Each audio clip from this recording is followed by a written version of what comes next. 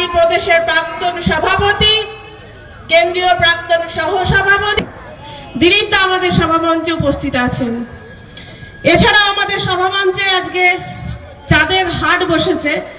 সকলের নাম আমার নেওয়া উচিত, কিন্তু সবার নাম নিলে হয়তো একটু সময় লাগবে।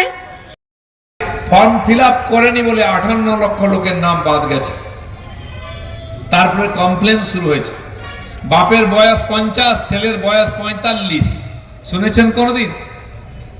এখানে হয়তো কেউ থাকতে পারেন যা ছেলে ছিল না, মনে কষ্ট, একটাই মেয়ে, বিয়ে দিয়ে দিলাম, কি করব? এসআইআর দেখা গেল তার দুটো ছেলে হয়ে গেছে। তার বাড়ির ঠিকানায় দুজন লোক।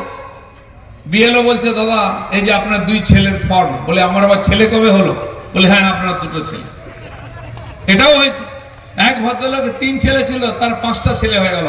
বলে ওই তোর আমার নয়, বলে এখন থেকে আপনার 5টা ছেলে।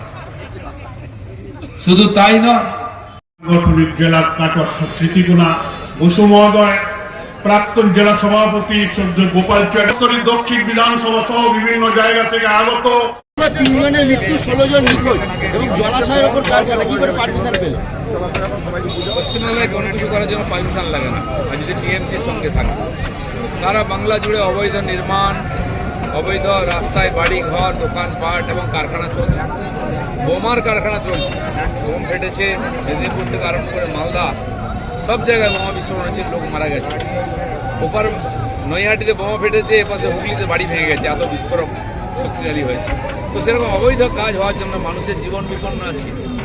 টাকা দাও পুলিশকার, টিএমসি নেতাদেরকে সব করতে পারবে, যেন একাধিক বাজারে আগুন লাগছে, কারখানায় আগুন লাগছে, মানুষের জীবন সংকটের মধ্যে আছে, কিন্তু টিএমসির লোকেরা কেবল পয়সা কামাচ্ছে।